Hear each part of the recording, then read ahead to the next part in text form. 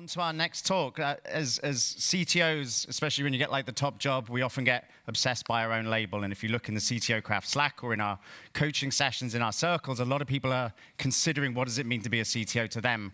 To help us get through some of that, we have Pat Qua on the CTO spectrum. So welcome to the stage, Pat.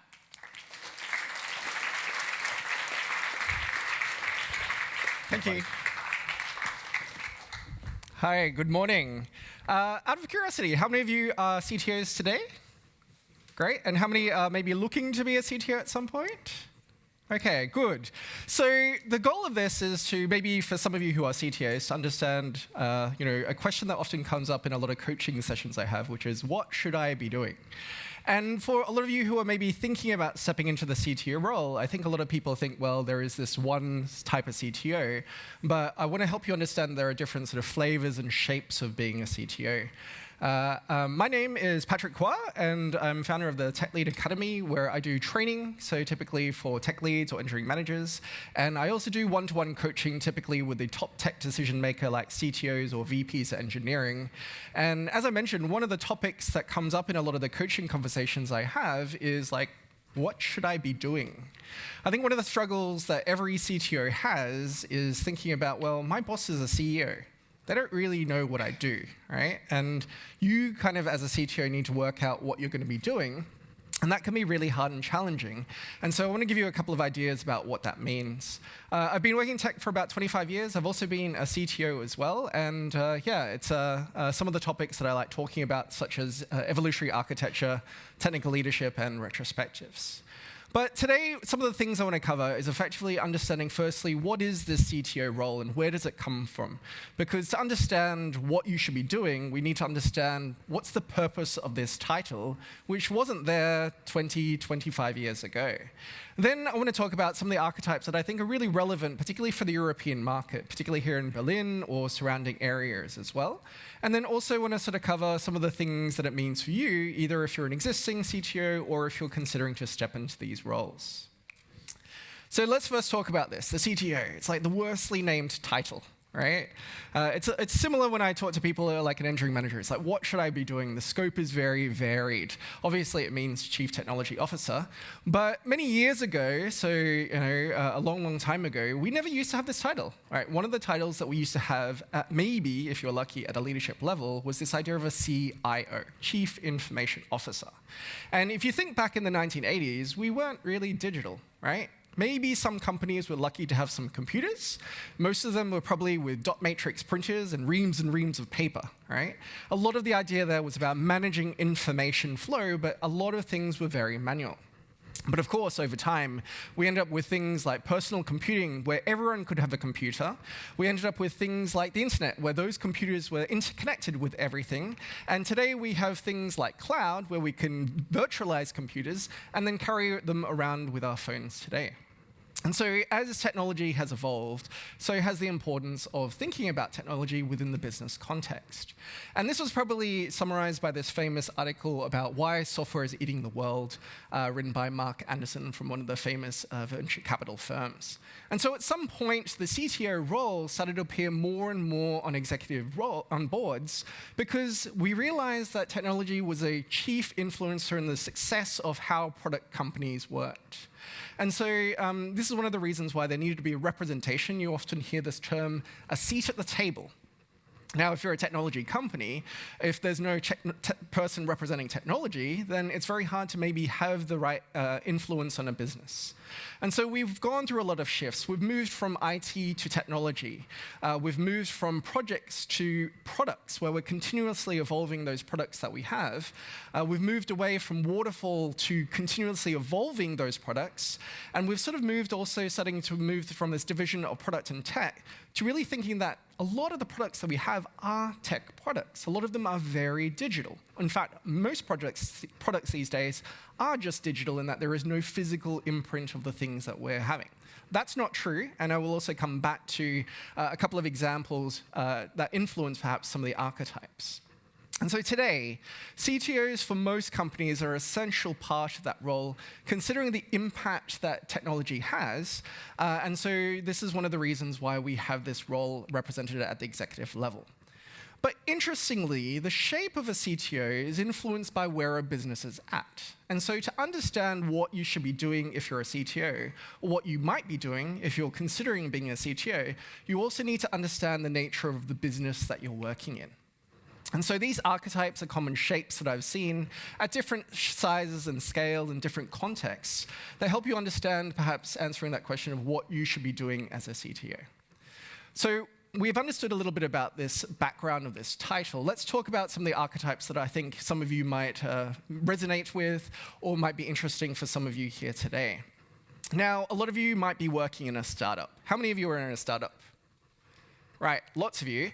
And so one of the common archetypes here is the founder CTO, right? And so if you decide to start a new company and you are the technologist, typically you'll be not just the CTO, but you're also playing a founder. And that's quite different from other types of CTOs because you're effectively playing two roles in one.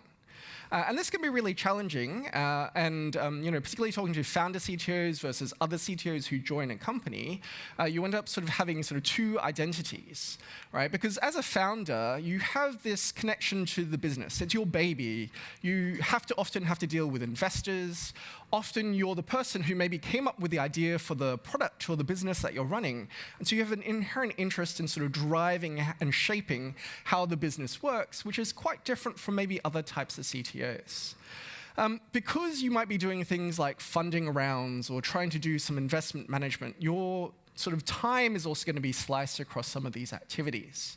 So when you have to report to the board, or when you're doing some commercial activities, again, you're not going to be spending all of your time working on the technology aspects, even though that might be what you enjoy, but it's kind of the reality of playing two roles effectively in the same type of perspective. Now, one of the challenges for founder CTOs is that you're really typically attached to the thing, right? It's completely understandable. It's your baby. It's the thing that you're invested in. It's like, the thing that you're going to be putting a whole bunch of time and energy and passion to. And that's quite different if you're an employee of a company where you've joined a company, right? You don't have that same emotional attachment to the company and product. And so that's going to shape some of the activities that you have and maybe some of the things that you want to get involved in. So a good example of this is Armin. So he was one of the founder CTOs of HashiCorp. I think he's now sold that on to, I think it's IBM. But he was a technologist where he was really hands-on, co-founded the company, and was like leading a lot of those activities through the growth of HashiCorp. Another good example, which is not a founder CTO, is the startup CTO, which is probably what a lot of you are in. So you're not part of the founding team, but you've joined to help shape how technology works in that sort of atmosphere. And so you might be called a founding engineer, right? So you're one of the first people that started the platform or architecture. You're driving some of those technical choices. Your goal in this context is to help your team get things done, right? So in a startup land, cash flow is king, and you want to make sure that your product is successful. And so in that startup world, you're trying to make as many business bets as possible, but if it's a digital product, you need to be able to move quickly in that sort of context there. Typically, you're not going to have a big team to work in a startup. And so what's interesting about this CTO is that you're probably going to be significantly more hands-on, so you're maybe one of the team where you're actually churning out a lot of code, which is what is not the case for other types of CTO archetypes there as well. And because you have to do what needs getting done, you're typically going to be very flexible. And so what's interesting about this archetype is you're going to have to step into lots of different roles. You're not going to have whole organizations or departments to support you. Maybe you're going to have to drive some operational negotiations to close some contracts. Maybe you're going to have to dive deep into security to understand some legal implications of what your team are doing with AI tools, because nobody else is going to do that. You're going to have to be moving through lots of different roles and hats, which in a larger company, in a different context, you may not necessarily need to do. Now, this may not be for everyone, right? So some of you are part of this because it's that fun. It is the thrill. You get that variety. But for other people, this might be too chaotic and too challenging from that perspective. All right. How many of you are maybe a fractional CTO here? Anyone? Oh, not too many. So it's interesting because in other places, like in London, you have a lot of people who are fractional CTOs. Now, the idea of fractional CTO is you have a startup, but you don't need a full-time CTO, right? Let's imagine a team of maybe 4 people. Like having a very expensive seasoned CTO could be very expensive for what a team needs to do. But the goal of a fractional CTO is to bring in that experience, right? Because if you just get 4 new engineers that don't know what they're doing, playing around with AI, you can end up with a disaster very quickly. And so the goal here is to have a sort of part-time or interim basis where the fractional CTO comes in, particularly as the organization are making significant changes to help manage some of those risks. Now, there are lots of fractional CTOs who are sort of part-time tech leads and say I'm a fractional CTO, but one of the interesting characteristics of good fractional CTOs is they have a track record. So they've seen many different organizations, they've had a lot of experience, and so they can share that experience with the team versus also discovering them on the job. The goal of here is really to help an organization make high-impact decisions. So this could be around deciding on partners that you're going to be making long-term commercial implications for, deciding on technology stacks and architectures that your organization is going to live with as that product grows and evolves. And the hope for this, and this is also all about bets, is about reducing the percentage of mistakes. Because in a startup, we can't afford to make mistakes because, again, cash is king, and you need to make sure that that company survives. And so the goal here is to make sure that the business can continue to evolve their product as quick as possible and hopefully reduce the amount of mistakes, which often translates to technical debt. All right. So we've moved away from startup land, and we've moved to scale-up land. How many of you are working in a scale-up here? Great, lots of you. One of the CTO archetypes in this space is the scale-up CTO, right? And so this is about, as a company is rapidly growing, and not many companies are going through hypergrowth anymore, but sort of pre-corona, a lot of companies were doing this, growing really rapidly. And in that organization, there's a lot of changes going on all the time. And one of the challenges for a scale-up CTO is to find the constraint. So when you think about value stream mapping and value streams, you want to find the constraint, and when you can expand that constraint, you unleash value across the value stream. Trying to optimize something that's not the bottleneck means that it's a bit of a waste of work. And so when you're in an organization that's rapidly challenging, one of the challenges here is to find out, in this context, what's the thing that you can do that can unlock a lot of value? And this often happens through a rapidly, successfully growing company. And even though our industry maybe doesn't have many hypergrowth companies, I'm still lucky enough today to work with a lot of companies that have found product market fit growing really rapidly, and they're going through this particular challenge. Now, as you move from startup to scale up, the things that worked before where everyone was in the same room or virtual room, suddenly you have lots and lots of departments and lots of people. You don't know who to talk to about things. One of the things that can help is, I put here, good process, right? Because, again, process can get in the way. But the goal here is to simplify a lot of communication. Simplify what Luke was talking about with minimizing coordination. And when you have a good, simple process, it can make things a lot easier, right? When you're trying to align expectations with a group of 10 people, that's often very easy. When you're trying to align expectations with 300 people, there's a lot more work to be there. And that's why organizations start to introduce process, but you have to be careful about what types of processes and how. I was doing this when I was leading the hypergrowth phase of N26, as I took the team from about 50 people to about 300 people, as we launched the UK, the US, and launched a couple of different development centers there as well. And it's a challenging situation because everything is broken at the same time, right? And what you're trying to do is try to help your company navigate that by being as effective as possible in that space. All right. If you can get through that, your company should hopefully be stable and earning money and having a good product set. And one of the archetypes that you might experience here is what I describe as the turnaround CTO. In Germany here in particular, you have a lot of existing businesses that have been around for a long time, where you had a CIO, where you have a lot of legacy. And often you have a good product, but a lot of the value the business is creating is maybe limited by how quickly you can actually ship digital product, right? In Germany, we often talk about Digitalisierung, right? And this is one of the challenges of the turnaround CTO, of enabling this. And this is the value that you offer as a turnaround CTO. Often this comes in through the form of maybe of a private equity company. So they buy a company saying, well, there's a lot more value that could be unlocked. And your role as a CTO is to help enable that, typically through enabling a lot of the organizational processes and digitalizing sorts of processes that are going on. The goal here is, again, to improve the business value with the lens of looking at the business through a technologist perspective. And one of the key skills you'll be drawing on here is transformation or change management, right? When you're working with an old organization, so a company that's been around, say, for 40, 50 years, people get into habits. You have established roles. And when you're changing an organization, naturally those roles will feel threatened, right? So if I was a product manager and you suddenly say, we don't run projects, there's going to be a whole bunch of people that says, what am I supposed to be doing now? Right? And so that's a lot of the transformation skills, not only about how to transform, but the process of how you do that, which is one of the core skills you need to lean on for this particular archetype. Now, there's other archetypes I could talk about, but I want to move to a couple that I think are going to be more relevant as well for our European audience today. And there are a whole bunch of other archetypes, and I'm going to cover 3 quite quickly, so we also hopefully have some time for questions. So one of the ones that I bump into a lot here on the continent is the combined CPTO or CTPO. How many of you maybe play this archetype here? Very good. Excellent. Love it. What I really love about this is, you have, and I've worked with a lot of CPOs who don't come from a technology background. They're just business people that say, I have opinions about what you should build.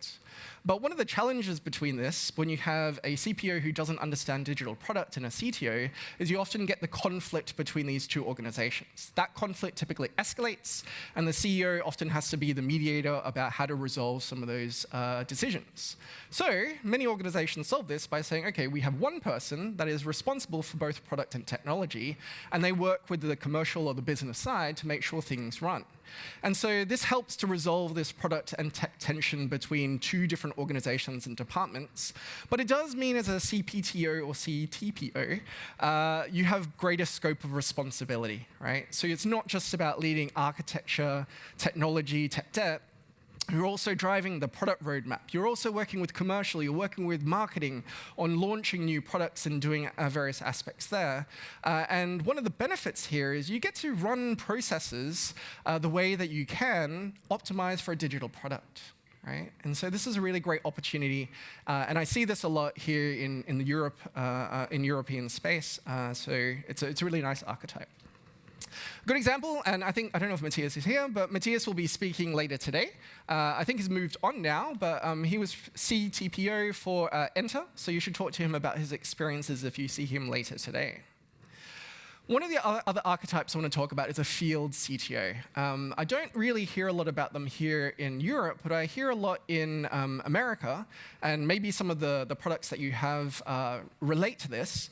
And this archetype typically emerges when you're working in a B2B type of space, so your customers are other businesses. A lot of your role as a field CTO is to go out to customers and to talk to them about maybe the challenges or how they use the product they have. So rather than being internal facing where you're driving your technology teams, a lot of this is about working with your customers, helping them understand and maybe to gather customer requirements to actually understand how your product can best serve those customer needs. It does mean a lot of travel. And so this might be one of the reasons I don't see it so much here in the continent. In America, everyone just flies everywhere. They're used to that sort of commuting sort of job responsibility. But going to your customer, meeting them face-to-face, talking through how they're using their product requires a different set of skills, also customer-facing skills. And what's interesting about this archetype is it also depends on who they end up reporting to. So unlike the CPTO or other archetypes, often the field CTO doesn't go to the CEO. The CTO in this particular case often goes to product or goes to marketing or goes to commercial like sales. Because again, it's really about that external representation. And depending on who they report to, that also shapes some of the responsibilities. So for example, a field CTO I know who reports to sales, part of their remit is to also make sure they close a certain number of deals commercially. That's part of their goals, right? To make sure that there's goals that are aligned with the department that they're actually relating to. A good example of this is I met Justin in London earlier this year. He works as the field CTO for DX. Luca also talked about DX before, so it's a developer experience survey tool. And he spends a lot of time talking to customers, going out to understand the challenges they're having, to bring those ideas back into the product, and to hopefully help evolve that product to be more useful for the customers they're using. The final archetype I want to cover is the operations CTO. Now, I said before, technology has taken over the world, and we all like to think technology is the center of every sort of remit. But I also recognize there are other places where technology is not the product. And so particularly here, I think on the continent where there's a lot of engineering, where there's a lot of product manufacturing, this is an important archetype that I think is important to recognize. And so your goal here is you lead technology, but your core product is not a digital product. It's typically a physical product, something that you're producing, right? And there might be digital elements to it, but it's not the core of the product that you're actually offering. Your goal here is around streamlining operational processes. So some of this might be internal, some of it might be the digital parts of the product that you're having, but also to enable success of the business, which means focusing on digital distribution, typically for a physical product, or helping the sales and marketing side there as well. So from this perspective, if you look at the overall percentage headcount of a company, tech is typically a small proportion because a lot of it has to do with either engineering, manufacturing, or the operations side.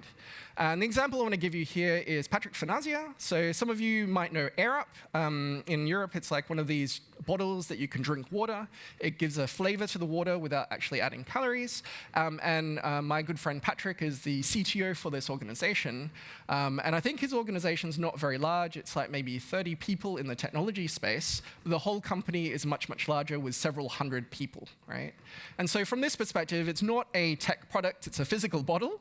And the goal there is to work out how technology can, again, enable the business. So there are many archetypes. I could talk about many of these for a long time. There's a lot of different trade-offs for this, but I want to quickly close by helping understand what are the implications for you. And so if you are thinking about this, recognize that you don't get to choose typically what you do. It's shaped by the business and the context. But each archetype will require a different set of skills and experience. And so these are maybe common patterns, but they're not going to be complete, so your circumstance might differ. The goal for any good leader is to find alignment, so for yourself and for the organization. And so to do this, work out what the role needs in your context as a CTO in your business. Think about what you're good at, but also think about where you want to grow, because this is one of the things that we all as technologists often like, which is growth opportunities. And so one tool that you can use is Ikigai. It's this Japanese concept of finding alignment about the things that you enjoy, the things that you're good at, the things that the world needs, what your business needs, and of course, what you can get paid for. And so that's a nice North Star you can use to find out maybe which archetypes are good for you, and maybe where you would like to actually grow there as well. I'm a coach, so I like to ask some questions. So 3 questions I want to leave you with is to ask yourself, what does the business need now from a CTO? What might the business need in, say, 1 to 3 years' time? And work out what gaps that you have. And that can help hopefully grow you maybe to start with a different archetype or to be ready for a transition to a different world. So without any further ado, I want to thank you very much. And I think we have a couple of minutes for questions. Thank you. Thanks, Pat. Is my mic on? Yeah, good. So we've got a load of questions and only a couple of minutes. Let's see what we can get through. That top question from Irina, how can a CTO consciously develop skills outside their natural archetype to prepare for the next stage of growth? Great question. So I think the first thing is to work out what those skills are and to pick one. I think one of the temptation is we want to change everything. We want to learn everything, right? And it's also maybe part of the ADHD thing that sort of comes with a lot of technologists. But my advice is to time box and just pick one, right? So if you want to become a field CTO, it might be about sales, like closing, like how to sell product.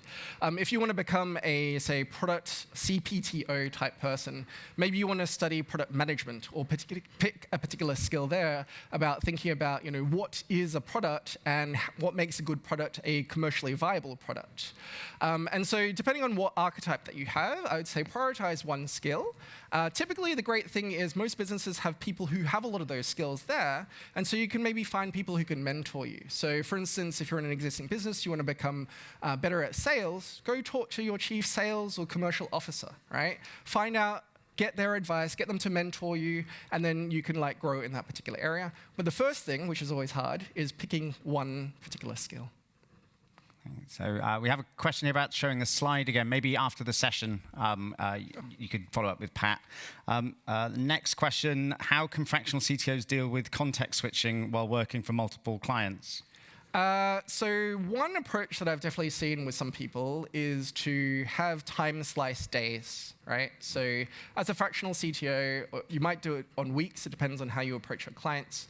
But you say Mondays are dedicated to this particular client, Tuesdays are dedicated to this particular client, Wednesdays is your breather day to do admin and various catch-up, and Thursday is another client and the other perspective. I think one of the hard parts with a fractional CTO is you have to learn how to set boundaries, right? If you're not there, they should know that you're not there. Otherwise, you're not being a fractional CTO. Good stuff. Well, thank you, Pat. Thank you.